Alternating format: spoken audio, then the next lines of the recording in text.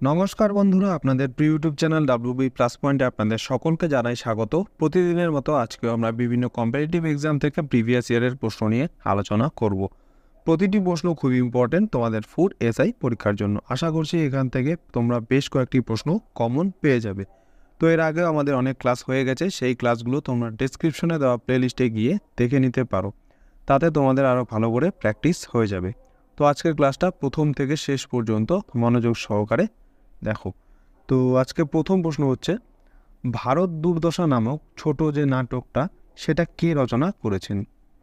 রবীন্দ্রনাথ ঠাকুর, ভারতেন্দু হরিশ্চন্দ্র, মুন্সী প্রেমচাঁদ নাকি হরিবংশ রায় Bachchan?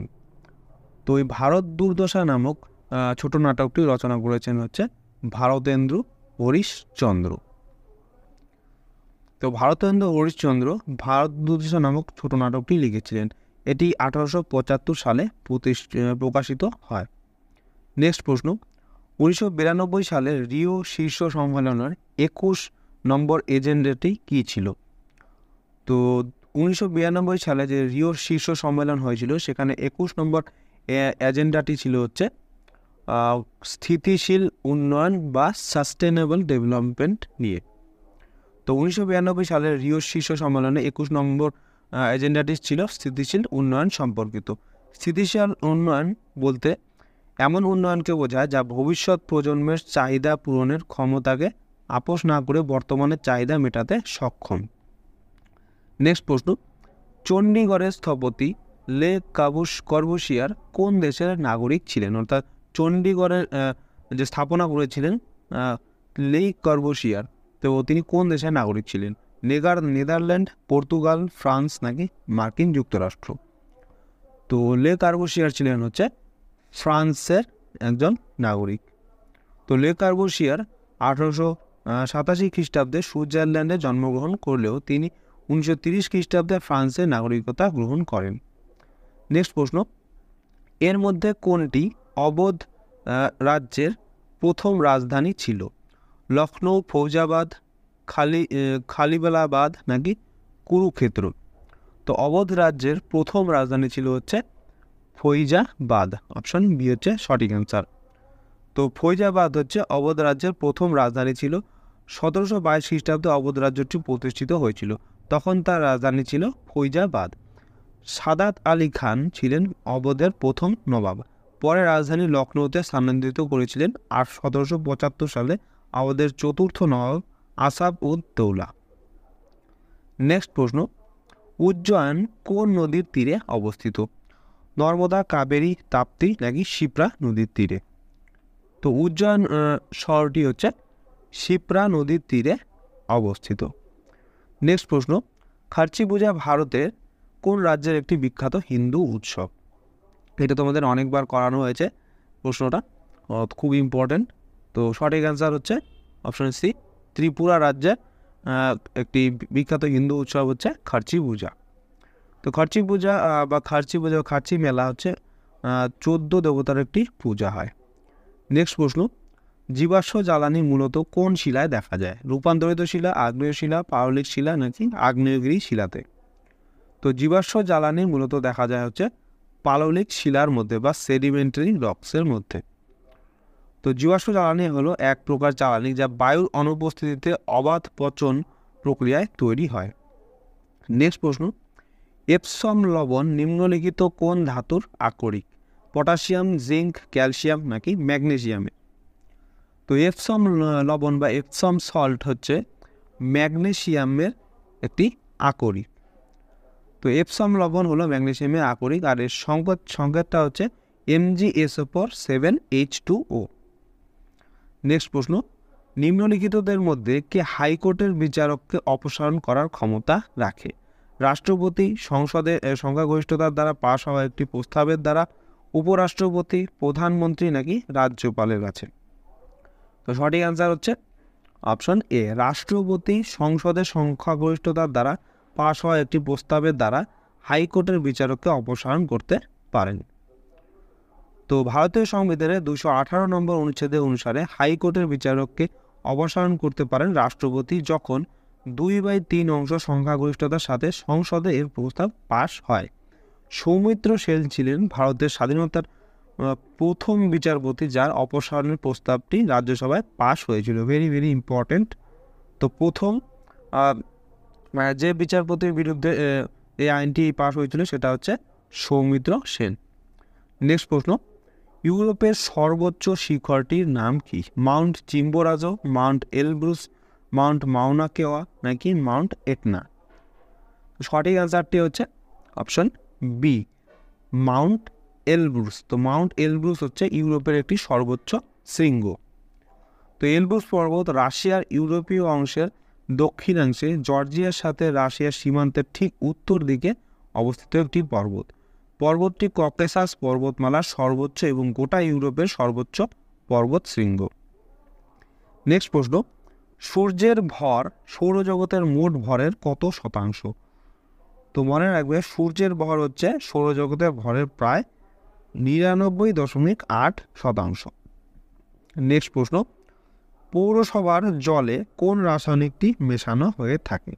Chlorine, potassium permanganate, sodium chloride নাকি sodium carbonate? তো পৌরসভার জলে যে রাসায়নিকটি মেশানো থাকে সেটা হচ্ছে ক্লোরিন। তো পৌরসভার পানীয় জলে শৈবালের বৃদ্ধি বন্ধ করতে, জীবাণু নাশ করতে এবং মিশ্রিত লোহার পরিমাণ কম করতে ক্লোরিন মেশানো হয়।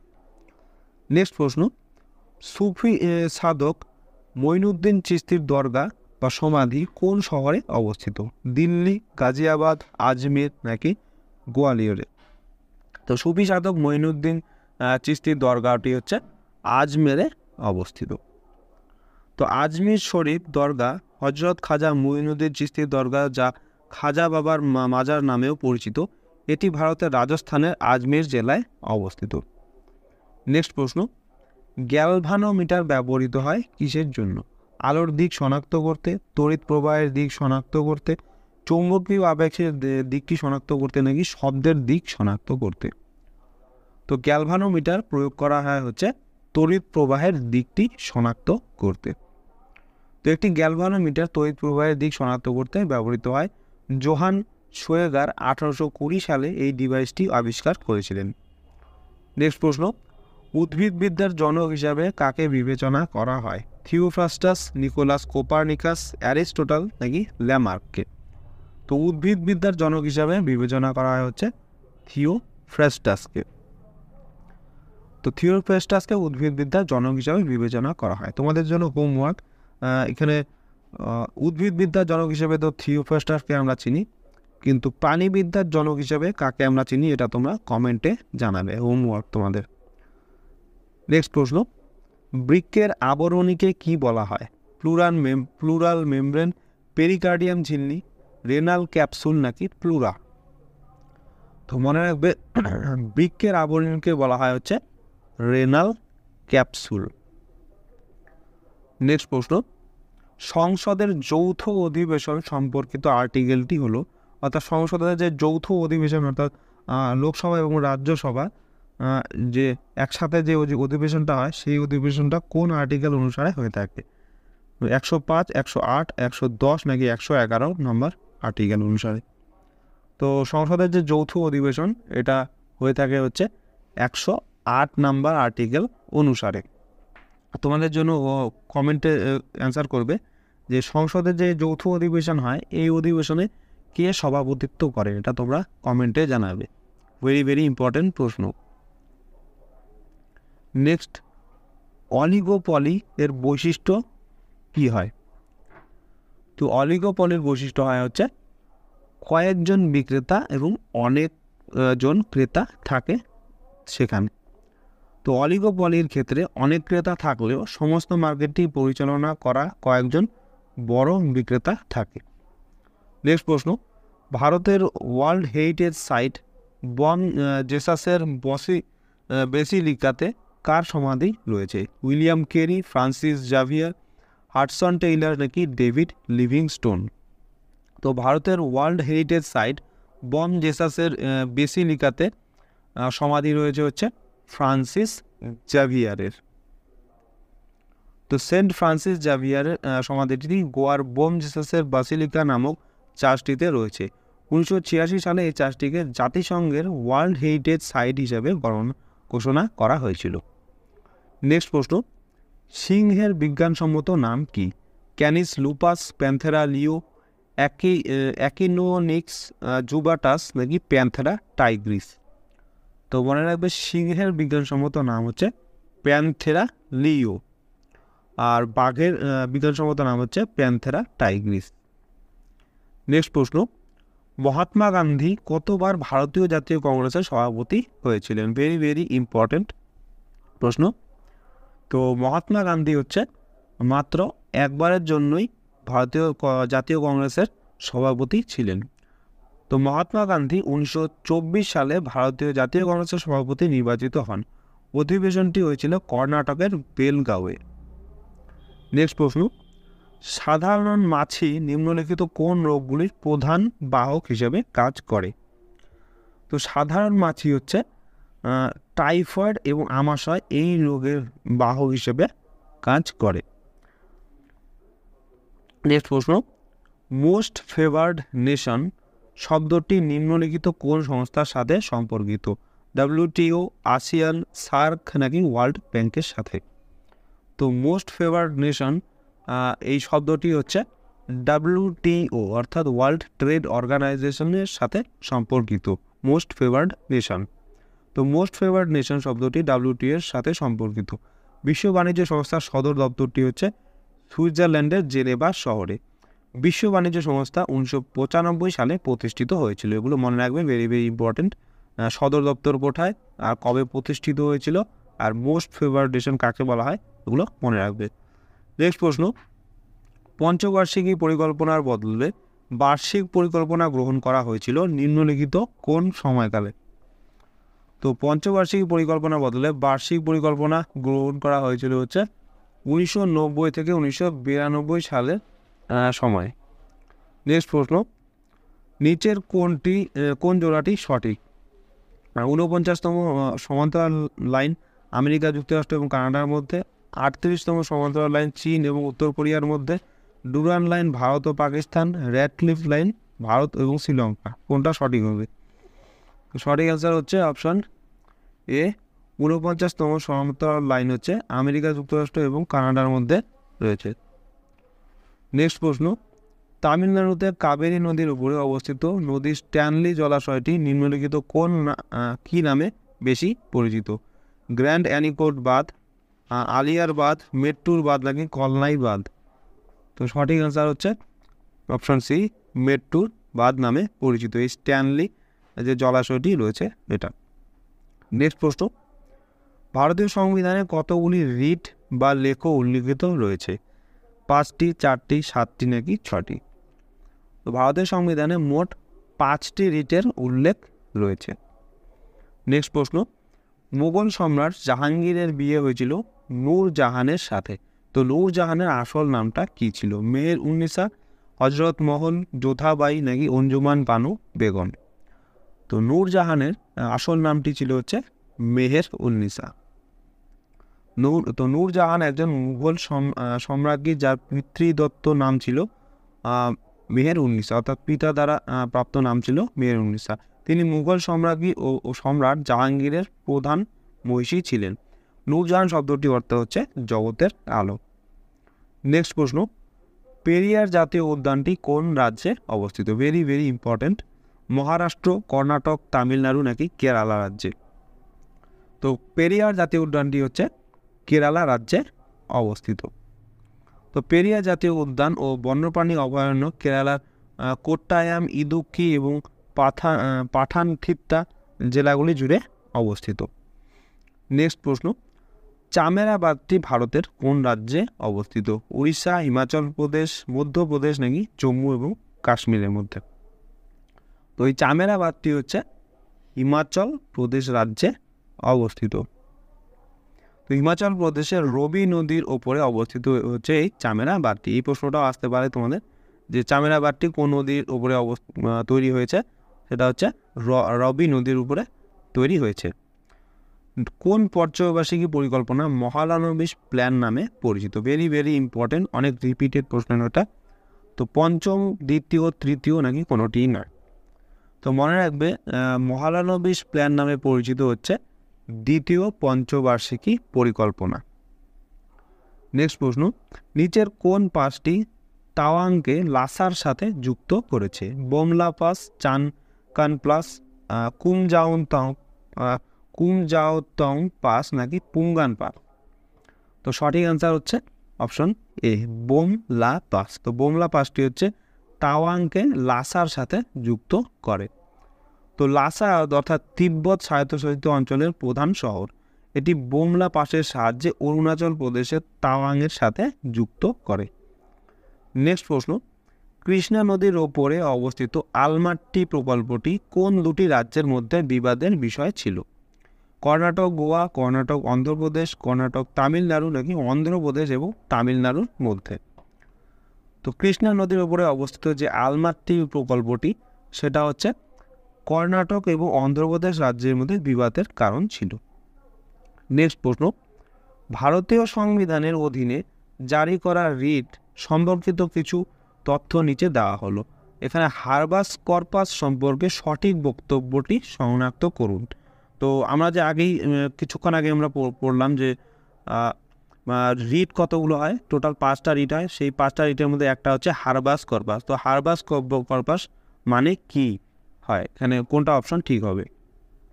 তো সঠিক অ্যান্সারটি হবে এখানে বলে দিচ্ছি তোমাদের, অপশন ডি। হারবাস কর্পাস রিট অনুসারে আদালতের যে কোনো ব্যক্তি বন্দি ব্যক্তিকে আদালতে আসার নির্দেশ দিতে পারে। হারবাস কর্পাসের মানে হচ্ছে এটা। নেক্সট প্রশ্ন, নালন্দা তাম্রলিপি নিচের কোন গুপ্ত সম্রাট সম্পর্কিত? দ্বিতীয় চন্দ্রগুপ্ত, প্রথম চন্দ্রগুপ্ত, স্কন্দগুপ্ত নাকি সমুদ্রগুপ্ত? তো নালন্দা তাম্রলিপি হচ্ছে সমুদ্রগুপ্তের সাথে সম্পর্কিত। এলাহাবাদ প্রশস্তি, এরান পাথর স্তম্ভ, নালন্দা তাম্রলিপি এবং গয়া তাম্রলিপি হচ্ছে সমুদ্রগুপ্তের সাথে সম্পর্কিত, এগুলো মনে রাখবে। নেক্সট প্রশ্ন, সম্প্রতি নাসার বিজ্ঞান প্রধান হিসাবে কে নিযুক্ত হয়েছেন? এটা কারেন্ট অ্যাফেয়ার্স থেকে কোশ্চেন, ভেরি ভেরি ইম্পর্টেন্ট। নাসার প্রধান বিজ্ঞানী হিসাবে কে নিযুক্ত হয়েছেন? Alain Aspect, Nicola Fox, David Baltimore নাকি অ্যালেন বার্ড? তো সম্প্রতি নাসার বিজ্ঞানী হিসাবে নিযুক্ত হয়েছেন হচ্ছে নিকোলা ফক্স, নাসার প্রধান বিজ্ঞানী। তো তিনি হচ্ছেন প্রথম মহিলা হিসেবে এই পদ অলঙ্কৃত করেছেন। নেক্সট প্রশ্ন, পরমাণু নিউক্লিয়াস, প্রোটন, আলফা এবং বিটা কণা আবিষ্কার কে করেছিলেন? Ernst Rutherford, Eugene Goldstein, Warner Heisenberg নাকি চার্লস ডারউইন? তো পরমাণু নিউক্লিয়াস, প্রোটন, আলফা কণা এবং বিটা কণা আবিষ্কার করেছিলেন হচ্ছে আর্নেস্ট রাদারফোর্ড। তো আর্নেস্ট রাদারফোর্ড একজন নিউজিল্যান্ডীয় নিউক্লিয় পদার্থবিজ্ঞানী। তিনি নিউক্লিয় পদার্থবিজ্ঞানের জনক হিসাবে খ্যাত। তিনি তার বিখ্যাত স্বর্ণপাত পরীক্ষার মাধ্যমে তিনি পরমাণু নিউক্লিয়াস, প্রোটন, আলফা কণা এবং বিটা কণা আবিষ্কার করেছিলেন। নেক্সট প্রশ্ন, জেমস ওয়াটসন কি আবিষ্কারের জন্য নোবেল পুরস্কার পেয়েছিলেন? ভ্যাকুয়াম ক্লিনার, ঘর্ষণ, ডিএনএ স্ট্রাকচার নাকি অর্থনৈতিক বৈষম্য তত্ত্ব? তো জেমস ওয়াটসন হচ্ছে ডিএনএ স্ট্রাকচারের আবিষ্কারের জন্য নোবেল পুরস্কার পেয়েছিলেন। তো জেমস ওয়াটসনকে ডিএনএ কাঠামোর আবিষ্কারের জন্য নোবেল পুরস্কার পেয়েছিলেন। জেমস ওয়াটসন একজন বিখ্যাত আমেরিকান জীববিজ্ঞানী এবং জিন তত্ত্ববিদ ছিলেন। নেক্সট প্রশ্ন, লাফিং গ্যাসের রাসায়নিক নাম কি? Nitrous oxide, sodium nitrate, nitrous dioxide নাকি সোডিয়াম কার্বনেট? তো লাফিং গ্যাসের রাসায়নিক নামটি হচ্ছে নাইট্রাস অক্সাইড। তো লাফিং গ্যাস বা নাইট্রাস অক্সাইড সংকেত হচ্ছে N2O। এর অ্যানেস্থেটিক এবং ব্যথা উপশমকারী প্রভাবগুলির কারণে এটি দন্ত চিকিৎসা এবং অস্ত্রোপচারের সময় ব্যবহার করা হয়। নেক্সট প্রশ্ন, নিচের কোনটি সঠিকভাবে মেলেনি? Vitamin A retinol, vitamin B2 thiamine, vitamin C ascorbic acid নাকি ভিটামিন B9 ফলিক অ্যাসিড? তো এখানের মধ্যে ভিটামিন এ রাসায়নিক নাম হচ্ছে রেটিনল, এটাও ঠিক। ভিটামিন সি এর রাসায়নিক নাম অ্যাসকর্বিক অ্যাসিড, এটাও ঠিক। ভিটামিন B9 এর রাসায়নিক নাম ফলিক অ্যাসিড, এটাও ঠিক। কিন্তু এখানে ভুল কোনটা হবে? Option B. তো তো সঠিক অ্যান্সার হয়ে যাবে অপশন বি, ভিটামিন B2। তো ভিটামিন B2 এর রাসায়নিক নাম হচ্ছে রাইবোফ্লোভিন, মনে রাখবে। নেক্সট প্রশ্ন, পকেট ভেটোতে ভারতের রাষ্ট্রপতি কত সময়ের জন্য একটি বিল ধরে রাখতে পারেন? 1 মাস, 6 মাস, 12 মাস নাকি অনির্দিষ্ট কালের জন্য? তো সঠিক অ্যান্সারটি হচ্ছে অপশন ডি, অনির্দিষ্টকাল। তো পকেট ভেটোতে রাষ্ট্রপতি হচ্ছে অনির্দিষ্ট সময়ের জন্য কোনো বিলকে ধরে রাখতে পারেন। তো পকেট ভেটোতে রাষ্ট্রপতি অনির্দিষ্টকালের জন্য একটি বিল ধরে রাখতে পারেন। তো ভারতের রাষ্ট্রপতির 3টি ভেটো ক্ষমতা রয়েছে, যা হচ্ছে পকেট ভেটো, সাসপেনশন ভেটো, এরপর অ্যাবসলিউট ভেটো। সাসপেনশন ভেটো ঘটে যখন রাষ্ট্রপতি একটি আইনটিকে আইন না করে বিধানসভায় বিলটি ফেরত দিয়ে দেয়, তখন হয় সাসপেনশন ভেটো। অ্যাবসলিউট ভেটো কখন হয়? যখন রাষ্ট্রপতি কোনো বিলে তার সম্মতি দিতে অস্বীকার করেন এবং এটি কোনো আইন হতে পারে না, তখন হয় অ্যাবসলিউট ভেটো। নেক্সট প্রশ্ন, কোন শহর 7 পাহাড়ের দেশ বা সিটি অফ 7 হিলস নামে পরিচিত? Rome, New York, San Francisco নাকি বেঙ্গালুরু? তো সঠিক অ্যান্সার হচ্ছে অপশন এ, রোম। তো রোম হচ্ছে 7 পাহাড়ের দেশ বা সিটি অফ 7 হিলস নামে পরিচিত। নেক্সট প্রশ্ন, কৃষ্ণ বিপ্লব কিসের উৎপাদনের সাথে সম্পর্কিত? পেট্রোলিয়াম, কালো গোলাপ, কয়লা নাকি কালো আঙ্গুর? তো কৃষ্ণ বিপ্লবের সাথে সম্পর্কিত হচ্ছে পেট্রোলিয়াম উৎপাদনের সাথে। নেক্সট প্রশ্ন, কোন অর্থনীতিবিদ সেলফিশ বন্ডের ধারণা প্রস্তাব করেছিলেন? রবার্ট মার্টন, রঘুরাম রাজন, অ্যাডাম স্মিথ নাকি পল ক্রুগম্যান? তো এই সেলফিশ বন্ডের ধারণা প্রস্তাব দিয়ে করেছিলেন হচ্ছে রবার্ট মার্টন। তো সেলফিশের ফুল ফর্মটি হচ্ছে standard of living indexed forward starting income only securities bond. Next প্রশ্ন, নিচের কোন রোগটির জন্য প্রোটোজোয়া দায়ী নয়? ম্যালেরিয়া, ঘুমের অসুস্থতা, কালা জ্বর নাকি কুষ্ঠ? তো সঠিক অ্যান্সারটি হচ্ছে অপশন ডি, কুষ্ঠ। কারণ ম্যালেরিয়া, ঘুমের অসুস্থতা অর্থাৎ স্লিপিং সিকনেস, তারপরে কালা জ্বর, এই সকল হচ্ছে প্রোটোজোয়ার জন্য দায়ী, কিন্তু কুষ্ঠ প্রোটোজোয়ার জন্য দায়ী নয়। তো কুষ্ঠ রোগ বা হ্যানসন রোগ নামেও পরিচিত এই রোগটি হচ্ছে মাইকোব্যাকটেরিয়াম লেপ্রি বা মাইকোব্যাকটেরিয়াম লেপ্রোমেটোসিস ব্যাকটেরিয়া দ্বারা দীর্ঘমেয়াদী সংক্রমণ, অর্থাৎ এটি একটি ব্যাকটেরিয়া জাতীয় রোগ। কুষ্ঠ রোগ হচ্ছে এক প্রকার ব্যাকটেরিয়া জাতীয় রোগ।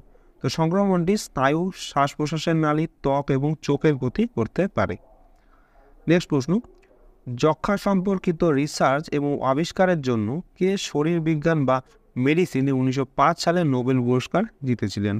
রবার্ট কচ, রোনাল্ড রস, ক্যামিলো গলগি নাকি এমিল অ্যাডলফ ভন বেহরি? তো সঠিক অ্যান্সারটি হচ্ছে অপশন এ, রবার্ট কচ। তো রবার্ট কচ যক্ষ্মা সম্পর্কিত রিসার্চ এবং আবিষ্কারের জন্য 1905 সালে নোবেল পুরস্কার পেয়েছিলেন। নেক্সট প্রশ্ন, নিচের কোনটি ভারত দ্বারা নির্মিত একটি সুপার কম্পিউটার? পিক্সির, পরমযুবা 2, অনসেপ নাকি তিয়ান হে? তো ভারত দ্বারা নির্মিত একটি সুপার কম্পিউটার হচ্ছে পরমযুবা 2। তো পরমযুবা 2 কম্পিউটারটি তৈরি করেছে হচ্ছে centre for development of advanced computing, অর্থাৎ CDAC। এখানে এটাও প্রশ্ন আসতে পারে যে CDAC, এখানে তোমাদের এরকম একটা প্রশ্ন আসতে পারে যে পরমযুবা 2 সুপার কম্পিউটারটি তৈরি করেছে হচ্ছে CDAC। তো এই CDACর ফুল ফর্মটা কি, এরকম ধরনের প্রশ্ন আসতে পারে। তো অ্যান্সার হবে centre for development of advanced computing. Next প্রশ্ন, টিটেনাস রোগটির জন্য দায়ী হচ্ছে কোনটি? ভাইরাস, ব্যাকটেরিয়া, প্রোটোজোয়া নাকি কোনোটিই নয়? তো টিটেনাস রোগটির জন্য দায়ী হচ্ছে ব্যাকটেরিয়া, অর্থাৎ টিটেনাস হচ্ছে একটি ব্যাকটেরিয়া গঠিত রোগ। ধনুষ্টঙ্কার বা এই টিটেনাস, বাংলায় বলে ধনুষ্টঙ্কার টিটেনাসকে।